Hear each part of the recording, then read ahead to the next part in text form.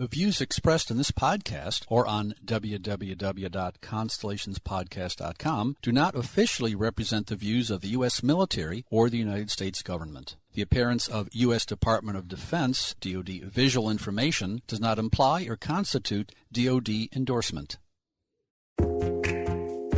Welcome to Constellations, the podcast from Kratos, where industry leaders share their thoughts and experience on the future of space business, policy, and opportunity. If you like Constellations, please support us by giving a rating and review on iTunes. And don't forget to share this podcast online to help our community grow. Welcome to Constellations, the podcast from Kratos. My name is John Gilroy, and I will be your moderator. Today, we'll be talking with a member of the Space Development Agency, the government agency responsible for developing and fielding the department's future threat-driven space architecture. Our guest is Colonel Kalliroi Landry, who oversees planning, acquisition, and fielding of launch, ground, and user terminal systems. Well, Colonel, we're going to jump right in here. So the first question is, well, we know you are part of the acquisition program for the Space Force that is looking to do things faster. So what are your obstacles? What are your challenges? What's standing in your way? Thanks, John. Yes, I am very excited to be working at the Space Development Agency as a constructive disruptor for the space acquisitions community. I'd say that we are looking at legacy acquisition oversight processes, that kind of get mired in reviews and oversight. And so SDA is really looking at how can we use the tools that are available to us through the defense acquisition process to actually make things go faster. So we're not doing anything outside of the book, if you will, but we are definitely looking at the tools available through this defense acquisition process and utilizing that in order to deliver capability to the warfighter faster. One of the big things that we've got that we focus on is spiral development and being schedule driven. So as with any acquisition program, the three legs of the stool are cost, schedule, and performance. And SDA has chosen to prioritize schedule above cost and performance so that we can get that capability to the warfighter on a relevant timeline, because war does not wait for the ideal solution to be delivered, and our warfighters need capability in the meantime to do their missions. Well, there's a T-shirt for you. War does not wait. We got to get it done today, huh? I was taking notes and I wrote down Disruptor. Now, when I was in school, well, that John's a disruptor. He's a real problem. Now, today, if you look at the Space Force, oh, she's a disruptor. Wow, she gets promoted. I mean, this is really what we're trying to do, take an existing process and make it much more efficient. So you kind of need that disruption, don't you? Well, you kind of need to shake things up a little bit and ask the why questions, right? And if it makes sense, press forward. Like I said, that we're not going outside of the book. There are ways to make it through our acquisition processes and approvals. There are tools out there to use, and a lot of times folks go with what they know, right? But it takes a little bit of an extra effort to look into, well, how else can I do it? And looking at those other methods really can disrupt, the normal way of doing things, but it also gets you an opportunity to excel and to be successful. So, Colonel, most people would get a whiteboard and put commercial on one side and the military on the other. However, there's a lot of activity in the commercial world now, and so why is this commercial model attractive to the SDA? Yeah, that's a really good question.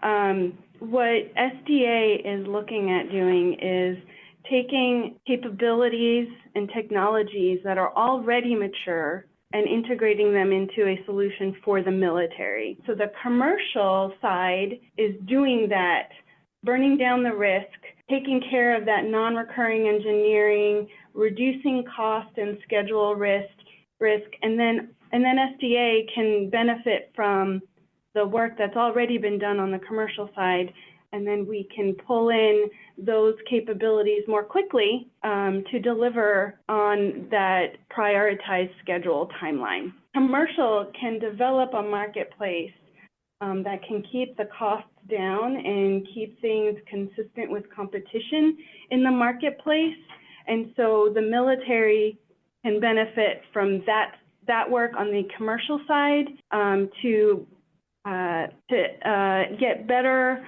or more affordable solutions with up-to-date technology capabilities to meet our mission requirements. Earlier in the interview, you used the word spiral. I assume you're referring to, I guess, what they call spiral development acquisition process. So what is unique about the space architecture SDA has developed? Well, so SDA's architecture, as based on spiral development, is really all about getting that 80% solution out to the warfighter and getting something out and fielded as soon as possible, knowing that it's not the perfect solution. However, it gives capability to our warfighters in the field to do something better now, and having the predictability that it'll be better in 2 years. So our spiral development model really plans for every 2 years delivering capability and improving on capability that was delivered prior. So like I said, 80% solution now and then improvements every 2 years. And that's how the warfighter will be able to be more effective in their jobs. And with the way technology is changing, how else can you do it? I mean, call back tomorrow. So many new things coming up every single day. You really have to be that kind of flexible. And I guess spiral is the word you use. Let's focus on that thing called Link 16. Colonel, tell us about the Link 16 testing you've been doing, and what is Link 16 and why is it important? And are other countries using it? Yeah, that's a really good question, John. So Link 16 is actually the most proliferated tactical data network that the U.S. and most of our allies are using. It's been around for many years. The warfighter already has user terminals fielded that they're leveraging in order to access this Link 16 capability. And it really enables our tactical warfighters to share information in their region of interest, if you will. And so that is actually that first major capability that we're delivering through our PWSA architecture.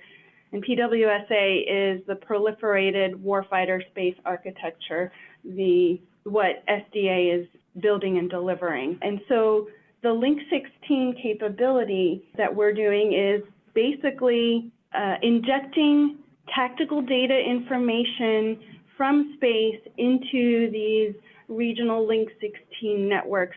And the benefit of that is that it will provide beyond line of sight information, passing of information between where the data is originating and where the data needs to get to our warfighters.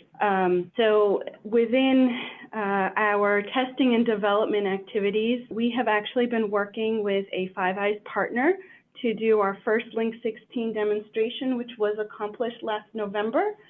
And that was the first ground demo of Link 16 capability from space to ground, if you will. And then, like I said, disseminating that tactical data message over Link 16. We also have the opportunity to work with another international partner, Norway specifically, and later this summer we will have another opportunity to demonstrate Link 16 capability over Norway airspace with Norwegian test assets as well.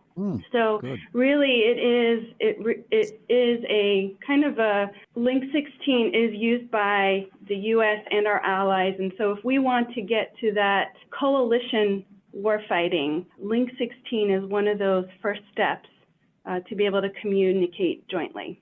Well, true confession, I have a piece of paper here and a pen, and I've been trying to write down all the satellites that are planned for the next few years, and I'm running out of ink. I mean, so much is going on. I can't keep track of it. But I'm going to ask you, okay, in the end, how many satellites do you think you'll have launched and planned for communicating together with the ground? You must have a good idea. Yeah, huh? So John, as we said, we launch capability every 2 years.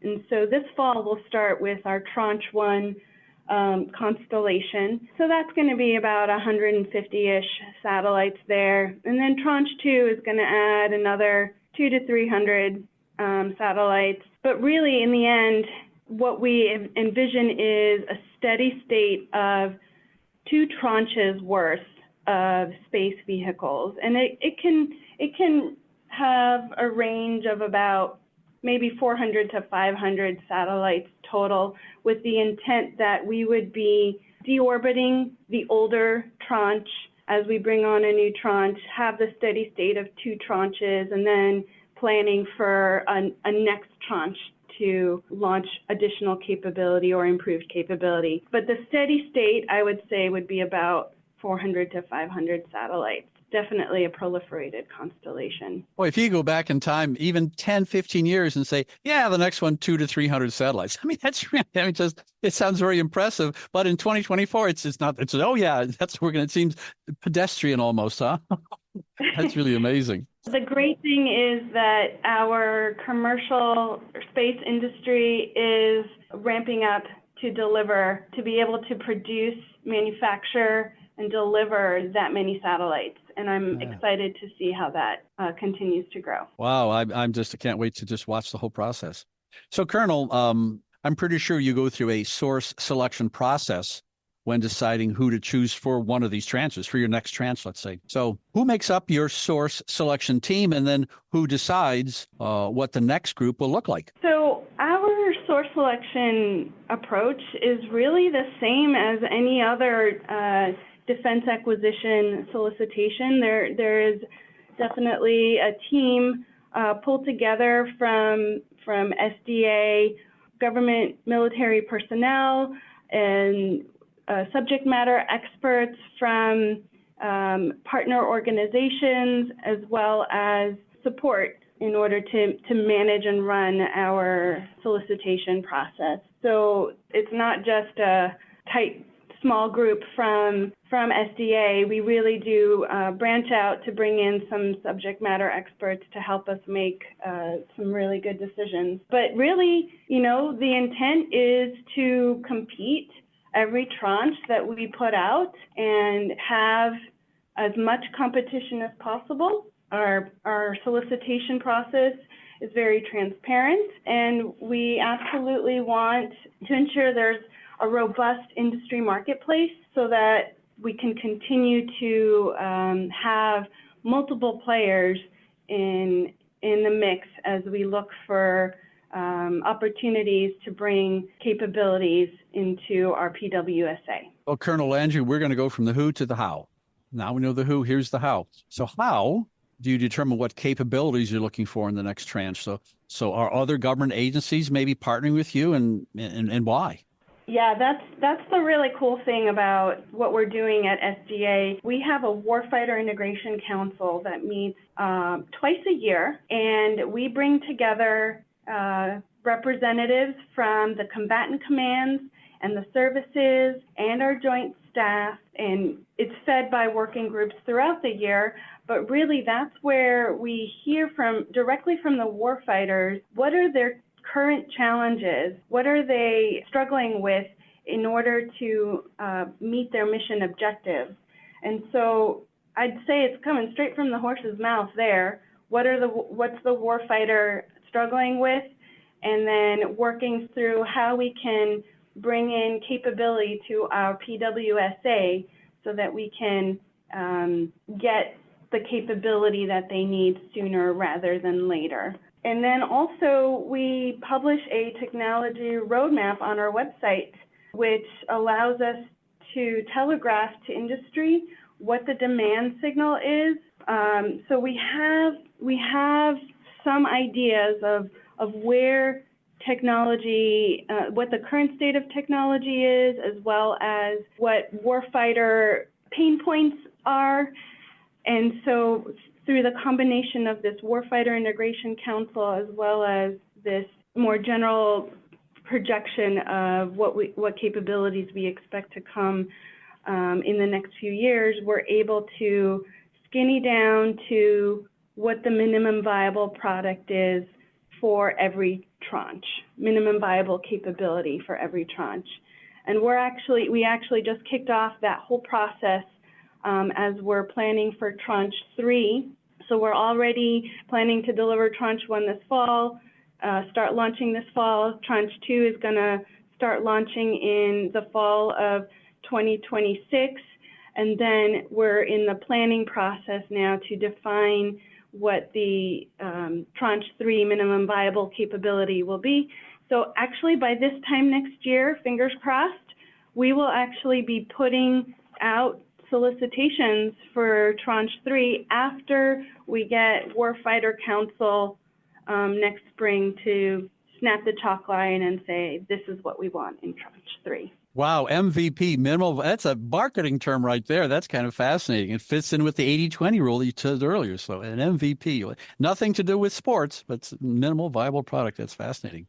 So, Colonel, in your position working with acquisition, you got to see vendors every day, you know? So they walk in the door and they talk to you and maybe show you their ideas and they tell you they want to bid on this next tranche coming up. So are you seeing anything really new that's impressing you that's coming out of the commercial industry?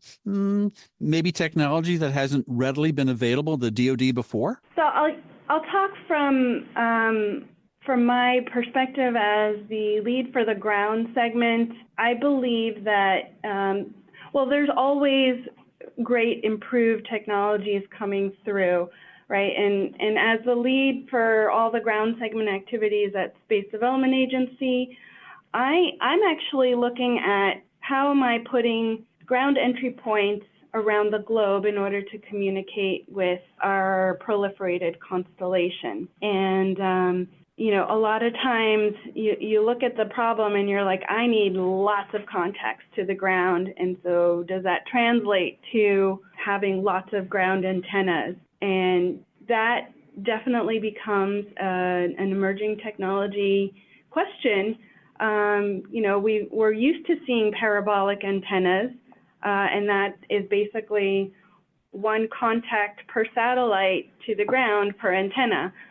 What I'm looking forward to seeing is the maturation of phased array antennas that could have multiple contacts per ground terminal, multiple satellite contacts per ground terminal. And so I think from my perspective, looking for cost-effective solutions, it would be great if I can buy less terminals on the ground, but still be able to contact lots of satellites. And so that is one of the things that I am kind of watching, how the technology is maturing there, and also delivering that potential capability for the operational RF spectrum bands that we're working in. So I think that's one of the things that I'm watching, looking for how that's being matured from a ground segment perspective.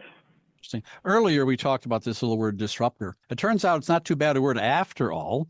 The Space Development Agency has been called the constructive disruptor. I guess you're disrupting, but in a way that is constructive for the entire DoD space enterprise. So I mentioned this earlier. So this seems to be important for you, but for the whole agency, huh? Absolutely. And this is something that we are capitalizing on our unique business model, and we value speed and lowering cost by harnessing that commercial development, right? And I think the big disruption there is the speed aspect. Yes, we want to deliver capability that works, and we want to make sure that our warfighters have the tools and technologies that they need to accomplish their mission. And what traditionally has been done is those deliveries don't come until the solution is just right. And so what SDA's business model shifts to is a good enough solution sooner so that we can improve on it in short order. But again, making sure that the warfighter has the capabilities they need to do their job on a relevant timeline. And we've talked about the spiral development and proliferation. That's really central to SDA's approach, and keeping things relevant on an every 2-year basis, right? We talked about how commercial industry is bringing capabilities faster and faster for their commercial purposes. we need to be able to leverage that on a faster timeline. We need to roll that in to our capability deliveries on a faster timeline. And that's where SDA is kind of shaking things up and getting things done faster, all with the intent of making sure warfighters have what they need. Hey, WSA, the W stands for warfighter. Let's go back to the warfighter. So you are developing capabilities for the terrestrial warfighter. The SDA's goal is to make it completely transparent whether a satellite is in LEO, MEO, or GEO. So it looks like you are focusing on the user of the capability and not the satellite operator. So that's the warfighter. So talk to us about that. That's really the end user here, huh? Absolutely, John. Our warfighter is the most important thing. And it's making sure, and I've said this, I feel like I have to foot stomp it, they need to be able to do their job now and making sure that they get what they need. Now, usually when a new acquisition program comes online, it also translates to some kind of new user terminal that also needs to be developed in conjunction with that. But SDA is trying to make that seamless. We're not requiring new user terminals. For example, Link 16. They already have Link 16 radios. We're just injecting the tactical data into the Link 16 networks, and they can use their existing Link 16 terminals in order to access the data. The other thing is, regardless of which orbital regime we're operating in, so SDA is focused on LEO. We have other acquisition programs that are focused on MEO or GEO. We are hoping that information can be passed through our PWSA as a backbone for tactical communications. And so what we're looking at, or what we're trying to do, is set a standard, and primarily the optical communication standard, so that when other space acquisition programs are being developed, they can use the same optical standard in order to communicate with our architecture.